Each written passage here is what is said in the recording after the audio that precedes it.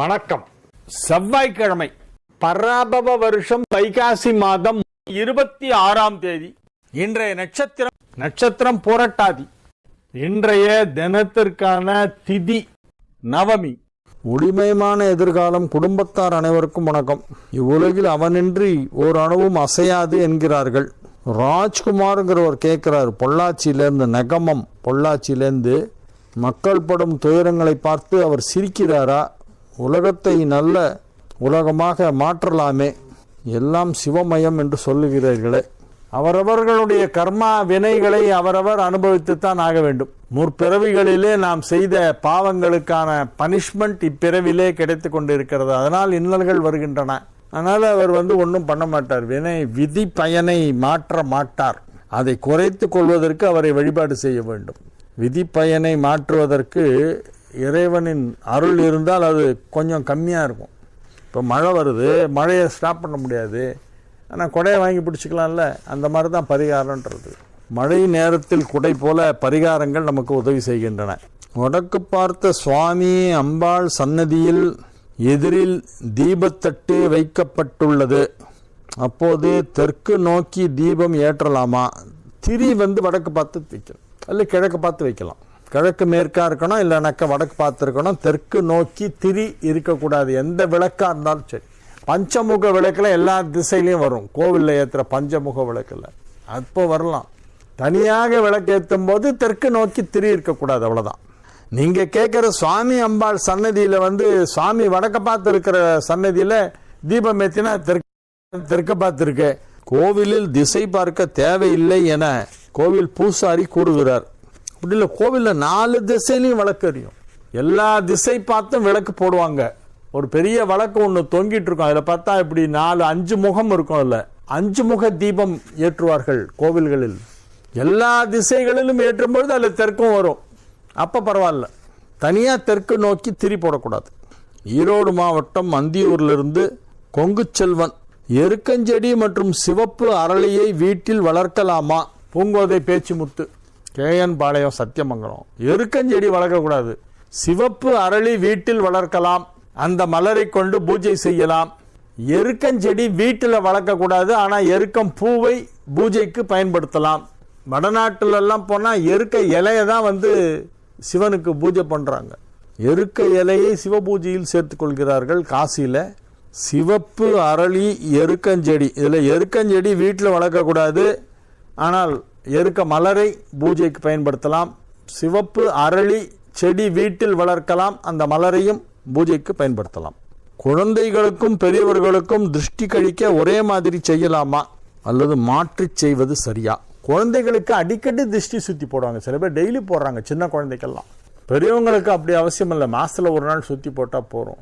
பெரியவங்களுக்கு சுற்றி போடும்போது காஞ்ச மிளகாய் இருக்குல்ல, சிவப்பு மிளகாய் வத்தல், அதையும் கல் உப்பையும் போட்டு ஒரு ஆழாக்கில் போட்டு அந்த ஆழாக்கை நல்லா சுற்றிட்டு அதுக்கப்புறமா அதை அப்படியே அடுப்பில் தணலில் போட்டுருவாங்க. தணல் எரிஞ்சிட்ருக்கோம் குமுட்டியில். இப்போ குமுட்டிலாம் ரொம்ப பேர் வீட்டில் இல்லை. அதனால் என்ன பண்ணுறாங்க, அந்த கேஸ் ஸ்டவ்வையே பர்னரை அதை சிம்மில் வச்சுட்டு அதில் போட்டுடுறாங்க. படன்னு வெடிக்கும். மிளகா திருஷ்டி இருந்தால் கமரவே கமராது. நிறைய திருஷ்டி இருக்கிறவங்களுக்கு சுற்றி போட்டால் மிளகா கமரலே வராது, கொஞ்சம் கூட ஸ்மெல்லே வராது. திருஷ்டியெல்லாம் அது உறிஞ்சிடுச்சுன்னு அர்த்தம். அந்த மிளகாய் திருஷ்டி இல்லைன்னா கொஞ்சம் கமரும். குழந்தைகளுக்கு சின்ன கற்பூரத்தை வச்சு கூட பண்ணுவாங்க. அது ஒரு குடும்ப வழக்கம் மாறுபடும். எல்லாரும் ஒரே மாதிரி பண்ணுறதில்ல. குடும்பம் அது வேறு மாதிரிலாம் வித்தியாசப்படும். அவங்கவுங்க பழக்க வழக்கங்கள், நம்பிக்கைகள். ஆனால் குழந்தைங்களுக்கு கண்டிப்பாக அடிக்கடி சுற்றி போடணுங்க. ஏன்னா குழந்தைங்களுக்கு தான் கண் திருஷ்டி ஜாஸ்தி படும். ஜெயமணிகண்டன், திருவிக்கா நகர், பேரணாம்பட்டு. ஹயக்ரீவரை எந்த நாளில் வணங்குவது நல்லது? வியாழக்கிழமையில் வணங்கினா ரொம்ப நல்லது. அவர் குரு. ஹயக்ரீவர்ங்கிறவர் ஒரு குரு. சரஸ்வதிக்கே குரு ஹயக்ரீவர் தான். வியாழக்கிழமையில் வணங்குவது நல்லது. கல்வி முன்னேற்றம் ஏற்படும். மாணவர்கள் ஹயக்ரீவரை வணங்கினால் படிப்பில் நல்ல மார்க் வாங்கலாம். சிவபெருமானாக காட்சி அளித்த பெருமாள் எங்கே இருக்கிறார்? திருப்பதி பெருமாள் ஒரு ஆழ்வார் வராரு, அவருக்கு சிவனாக காட்சி கொடுத்தாராம். அவர் அந்த பாசுரத்திலே தலையில் கங்கை, நீள் சடை எல்லாம் அப்படியே சிவனுடைய டிஸ்கிரிப்ஷனை ஃபுல்லாக காமிச்சு திருமலையில் கண்டேனே அப்படின்ட்டார். ஆழ்வாரே சொல்லிட்டார், நான் சிவனை பார்த்தேன்றார் திருப்பதியில் போயிட்டு. அவருக்கு அப்படி காட்சி கொடுத்துருக்காரு. எதுக்காகன்னா இந்த பேதமெல்லாம் பார்க்காதீங்கடா அப்படின்னு எல்லாருக்கும் சொல்றதுக்காக வேணும்னே ஆழ்வாருக்கு அப்படி ஒரு காட்சியை கொடுத்து அதை அந்த ஆழ்வார் தனது பாசுரத்திலே பதிவு செய்திருக்கிறார். நான் செல்வராசு வடக்கு தெரு பெண்ணாடம் சிவபூஜையில் கரடி புகுந்தது போல என்ற பழமொழியின் அர்த்தம் என்ன? அதில் ஏதேனும் ஆன்மீக சார்ந்த விஷயம் உள்ளதா?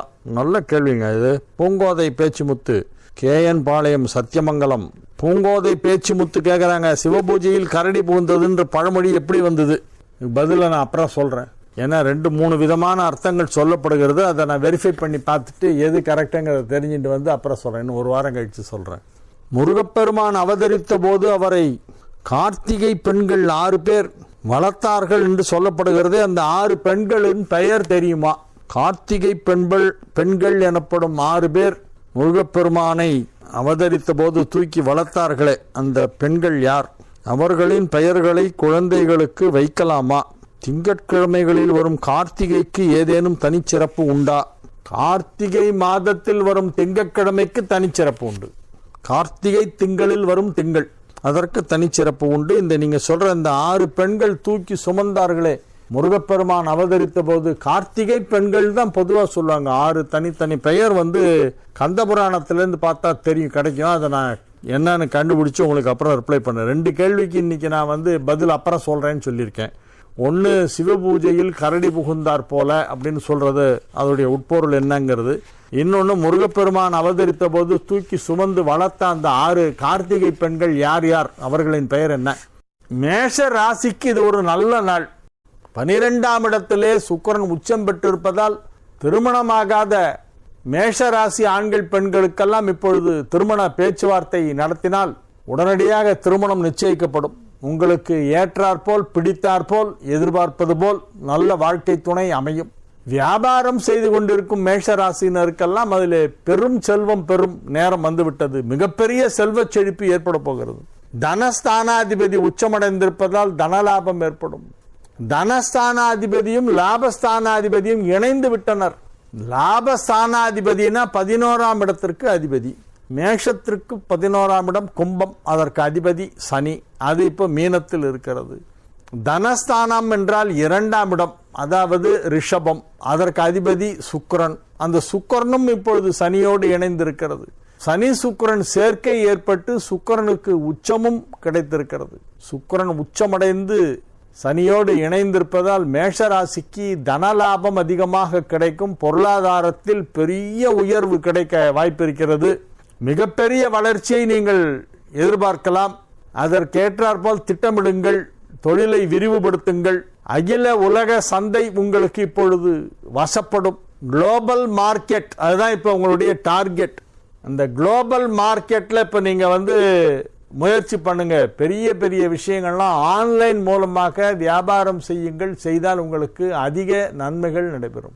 ரிஷப ராசிக்கு இன்றைய நாள் நன்மைகள் அதிக அளவிலே நடைபெறுகின்ற நல்ல நாள். ராசி அதிபதி 11ஆம் இடத்திலே உச்சமடைந்திருப்பதால் பதவி உயர்வு கிடைக்க வாய்ப்பு வலுவாக காணப்படுகிறது. ராசி அதிபதி மிக சிறப்பாக லாபஸ்தானத்திலே உச்சமடைந்து சனீஸ்வரனோடு இணைந்திருக்கிறது. சனைச்சரனும் சுக்கரனும் நண்பர்கள். அதை சனைச்சரன்னு தான் சொல்லணும். நம்ம சனீஸ்வரன் சொல்லிட்டு இருக்கோம். சனைச்சரன். சன்னோ தேவி ரபிஷ்டயே ஆவோ பவந்து வீதையே செய்யோ அபிஸ்ரபந்தனா. அந்த சனைச்சரனும் சுக்கரனும் 11ஆம் இடத்திலே உச்சமடைந்திருப்பதால் பதவி உயர்வு கிடைக்கும். பொருளாதார முன்னேற்றம் ஏற்படும். திருமணமாகாதவர்களுக்கு திருமணம் நடைபெறும். குழந்தை பாக்கியம் தாமதமாகி கொண்டிருக்கும் ரிஷப ராசி ஆண்கள் பெண்களுக்கெல்லாம் இப்பொழுது கருத்தரிப்பு ஏற்படும்.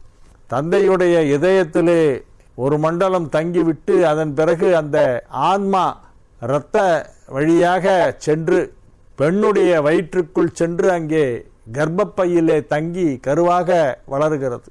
அந்த குழந்தைக்கு இறைவன் 3 வாய்ப்புகள் கொடுப்பாராம். இந்த 3 தம்பதிகளில் யாருக்கு நீ பிறக்க விரும்புகிறாய் என்று. அப்பொழுது அந்த ஆத்மா அதுவே தேர்ந்தெடுக்குமாம். இந்த 3 பேர்ல இவங்க தான் எனக்கு பிடிச்சிருக்க, நான் இவங்களுக்கு பிறக்கிறேன் அப்படின்னு. அவங்களுக்கு பிறக்கிற மாதிரி உடனே இறைவன் அனுகிரகம் செய்வார். இவ்வளோ விஷயம் இருக்கு. ஒரு ஏன் கருத்தரிக்கிறது, எப்படி கருத்தரிக்கிறது, அதற்கு முன்பு அந்த ஆத்மா என்னெல்லாம் நிலைகளை தாண்டி வருகிறது என்பது முதற்கொண்டு நமது சாஸ்திரங்களிலே ஒரு சில இடங்களிலே சொல்லப்பட்டிருக்கிறது. எனவே கருத்தரித்தல் என்றால் ஏதோ ஆணும் பெண்ணும் சேர்ந்தால் குழந்தை பிறந்து விடும் நினைக்கலாம், தவறு. எவ்வளவு பேருக்கு கல்யாணம் ஆகி 10 வருஷம் ஆகி இன்னும் குழந்தை பிறக்காதவங்கலாம் இருக்காங்க. ஏன்னா அதுக்கான நேரத்துக்காக காத்துட்டு இருப்பாராம் கடவுள். இப்பொழுது அந்த நேரம் வந்து விட்டது. உங்களுக்கு என்ன தசை என்ன புக்தி இருந்தாலும் இப்பொழுது ரிஷபராசிக்கு குழந்தை பாக்கியம் ஏற்படுவது என்பது சுலபமாக நடைபெறும். எனவே இது ஒரு நல்ல நாள். மிதுன ராசிக்கு இன்றைய தினம் இறை வழிபாட்டில் கவனம் செலுத்துங்கள். விநாயகப் பெருமானை துதிக்க வேண்டும். ஆனை முகத்தானை வணங்கிவிட்டு 5:35க்கு மேல் உங்களது முக்கியமான பணிகளை செய்யுங்கள். பண விஷயத்தில் பத்திரமாக இருங்கள். தேவையில்லாத அழைப்புகள் வந்தால் எடுக்க வேண்டாம். கைபேசியிலே தேவையில்லாத அழைப்புகள் எல்லாம் வரும்.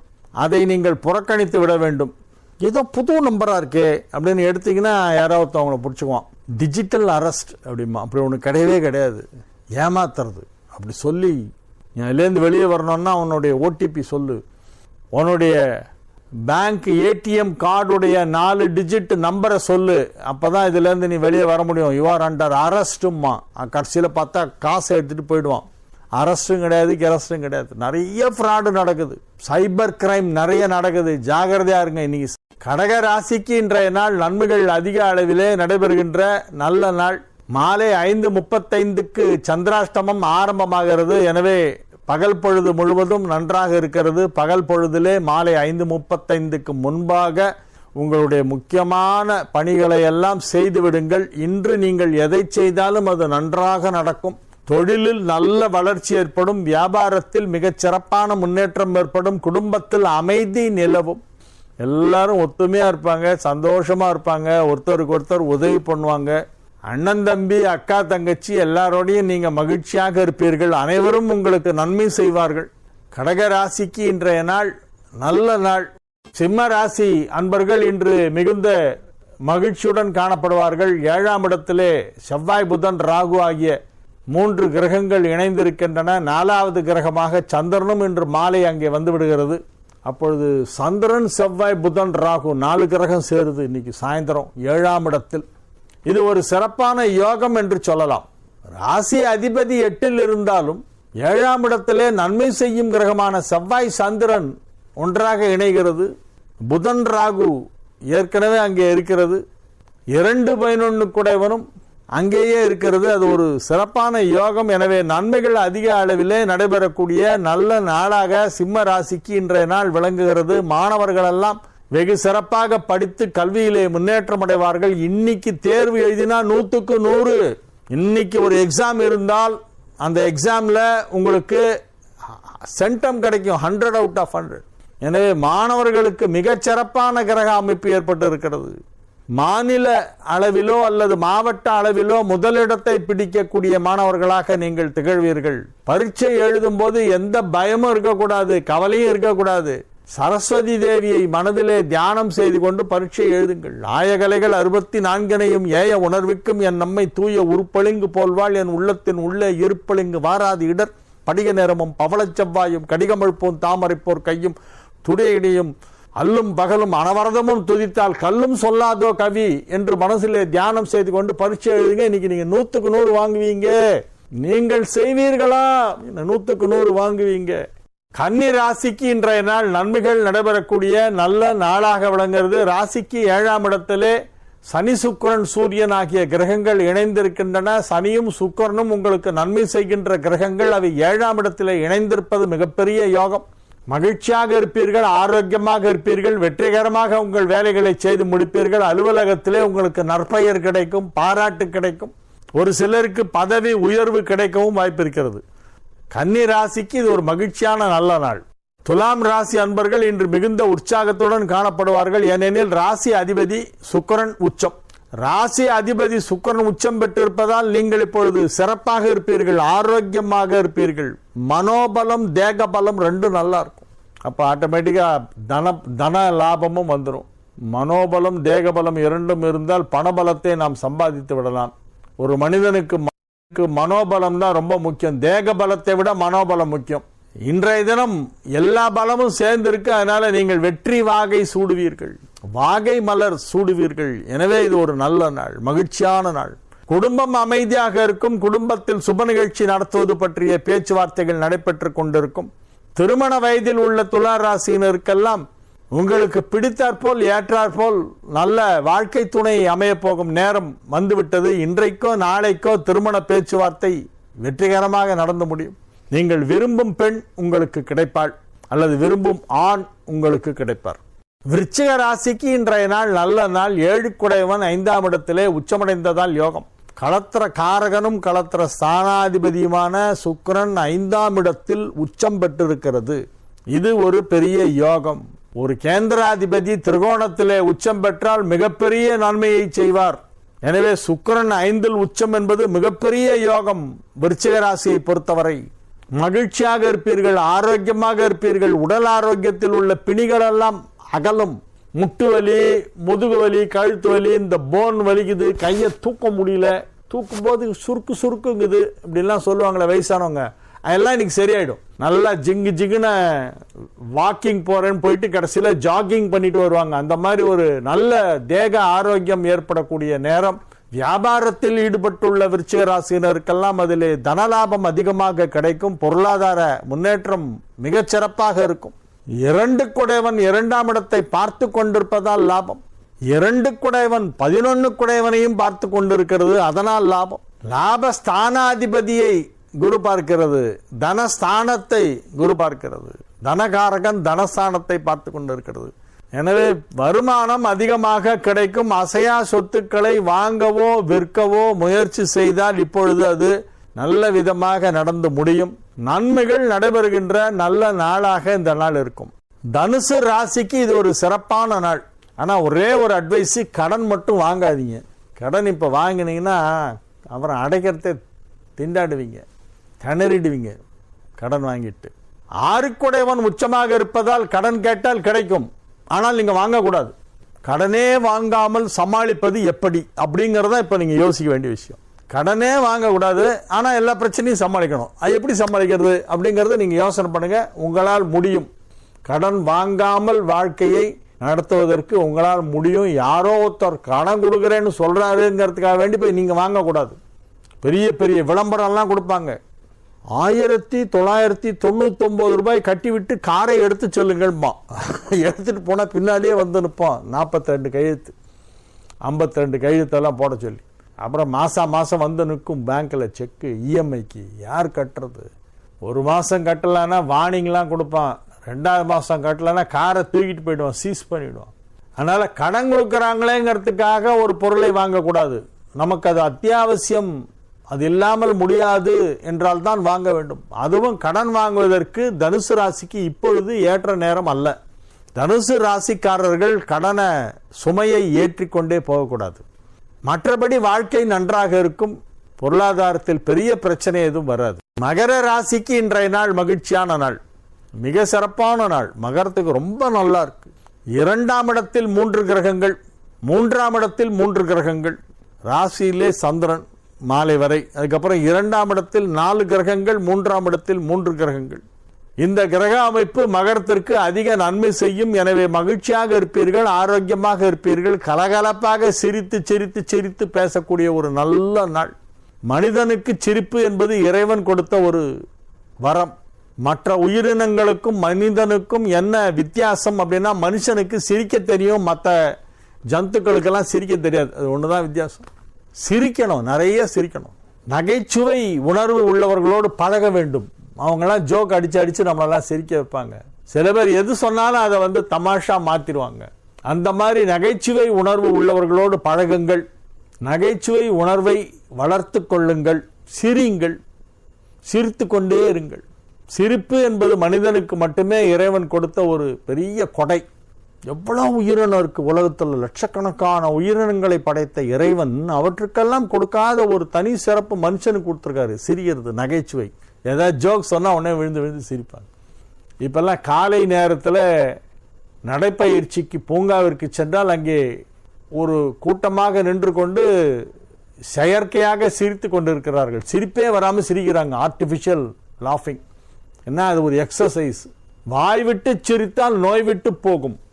ஒரு மனுஷனுக்கு வியாதியே வராமல் இருக்கணும்னா அவன் சிரிச்சுக்கிட்டே இருக்கணுமா, நல்லா கலகலன்னு சிரிக்கணும், சிரிச்சா நோயே வராதான். அதனால இன்றைய தினத்திற்கான கிரக நிலவரம் உங்களுக்கு நன்றாக இருக்கிறது. நீங்கள் சிரிப்பீர்கள், சிரிக்க பழகி கொள்ளுங்கள். கும்ப ராசிக்கு இன்றைய நாள் மிக சிறப்பான நாள். ராசியிலே 3 கிரகங்கள் உள்ளன. மாலையிலே சந்திரனும் ராசிக்குள் வருகிறது. அப்பொழுது 4 கிரக சேர்க்கை ராசியிலே ஏற்படுகிறது. குருவின் பார்வையும் கிடைத்து கொண்டிருக்கிறது. 5ஆம் இடத்திலே இருக்கும் குரு ராசியை பார்க்கிறது, கும்பத்தை பார்க்கிறது. இன்று மாலை முதல் சந்திரன், செவ்வாய், புதன், ராகு ஆகிய 4 கிரகங்கள் ராசியிலே இருக்கின்றன. சந்திரன், செவ்வாய், புதன், ராகு மிக சிறப்பான கிரக அமைப்பு. மிக அற்புதமான நாள், நல்ல நாள். இன்னைக்கு ரொம்ப நல்லா இருக்கு. நீங்க என்ன ட்ரை பண்ணாலும் நடக்கும். மிக கடினமான செயல்கள் என்று சொல்வார்களே, அதை கூட நீங்கள் முயற்சி செய்தால் இன்று நடந்துவிடும். உங்களுடைய வியாபாரத்திலே ஒரு புதிய உச்சத்தை நீங்கள் தொடுவீர்கள். ஏற்கனவே வியாபாரம் நல்லா தான் நடந்துட்டு இருக்கு. இன்னைக்கு பார்த்தா திடீர்னு ஒரு ஹைக்கு கிடைக்கும். ராத்திரி கல்லா கட்டின உடனே எவ்வளோ இன்னைக்கு கலெக்ஷன் பார்த்தீங்கன்னா, நேற்றைய கலெக்ஷனை விட அது ஒரு 75% அதிகமாக இருக்கும். ஏன் இன்னைக்கு என்ன இவ்வளோ திடீர்னு இவ்வளவு பெரிய இன்னைக்கு இவ்வளோ சேல்ஸ் ஆயிருக்கே அப்படின்னு விசாரிச்சா என்னன்னு தெரியல, ஒரே கூட்டமாக வந்தது அப்படிம்பாங்க. அந்த மாதிரி எதிர்பாராத வளர்ச்சி தொழிலில் கிடைக்கும். அது எந்த தொழிலாக இருந்தாலும் சரி. நீங்கள் உப்பு விற்பனை செய்கிறீர்களோ அல்லது உலோகத்தை விற்பனை செய்கிறீர்களோ அல்லது பட்டு தறி வைத்திருக்கிறீர்களோ, என்ன செய்கிறீங்களோ தெரியாது. எந்த தொழிலாக இருந்தாலும் தொழிலில் நல்ல வளர்ச்சி ஏற்படும் நாளாக இன்றைய நாள் விளங்குகிறது. மீன ராசிக்கு இது மிக சிறப்பான நன்மைகள் நடைபெறக்கூடிய நல்ல நாள். 11ஆம் இடத்திலும் 12ஆம் இடத்திலும் சந்திரன் சஞ்சரிக்கின்ற நாள். 11ஆம் இடத்து சந்திரன் இருந்தால் எடுத்த காரியம் எல்லாமே வெற்றி. 12ஆம் இடத்திற்கு அது வந்த பிறகு குருவால் பார்க்கப்படுகிறது. குருவிற்கு அது 9ஆம் இடம். உங்களுக்கு 12ஆம் இடம் என்பது குருவிற்கு 9ஆம் இடம் என்பதால் குருவின் பார்வை சந்திரனுக்கு கிடைக்கிறது இன்று மாலை 5:35 முதல். எனவே நன்மைகள் அதிக அளவிலே நடைபெறக்கூடிய நல்ல நாள், மகிழ்ச்சியான நாள். வியாபாரத்தில் நல்ல முன்னேற்றம் ஏற்படும். உத்தியோகத்தில் இருப்பவர்களுக்கு அலுவலகத்திலே எதிர்பாராத விதமாக திடீர் பதவி உயர்வு கிடைக்க வாய்ப்புள்ளது. திடீர் பதவி உயர்வு, எதிர்பாராத திடீர் பதவி உயர்வு கிடைக்கும். மகிழ்ச்சியாக இருப்பீர்கள். குடும்பத்தில் அனைவரும் ஒற்றுமையாக இருப்பார்கள். ஆரோக்கியம் நன்றாக இருக்கும். பொருளாதாரம் நன்றாக இருக்கும். அனைத்து விதமான நன்மைகளும் நடைபெறும். மாணவர்கள் கல்வியிலே சிறந்து வழங்குவார்கள். திருமண வயதில் உள்ளவர்களுக்கு திருமண தடை விலகும்.